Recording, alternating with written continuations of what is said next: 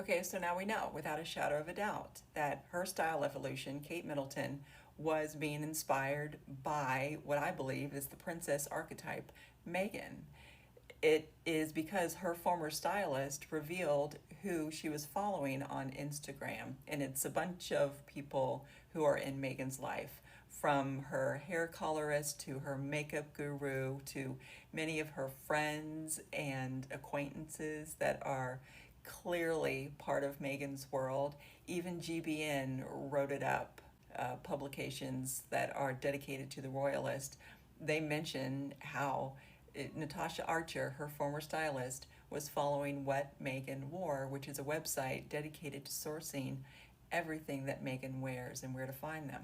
And it's not really a bad thing to use your sister-in-law, who is very stylish, as an influence, right? Except if you're participating in a smear campaign that gives you sycophantic headlines at the expense of your sister-in-law's negative headlines.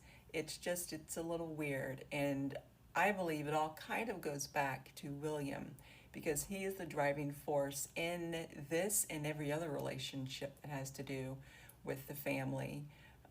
It is a big PR game, and I don't believe that Kate has a lot of choice in what she wears, what she says, or what she's permitted to do. So it has been reported that William is very controlling, and the mood boards for Kate's style, could have Queen Elizabeth on there, his late grandmother as well as his late mother, because Kate does wear a lot of things that are very reminiscent of both of these beloved women. You can't really have a modern royal family, which is what he keeps talking about, when you're continually going backwards in your image. That's why it's so obvious that Meghan has been on her mood board for a while. I mentioned in my last post Meghan's signature shoe that she wore before she became a royal, and she wore a lot while she was on that island. They're a beautiful shoe, and she looks beautiful in them. She knows how to style them very well. So Kate begins to wear them, and the very same week that she wore them here, Rose Hanbury wore them as well.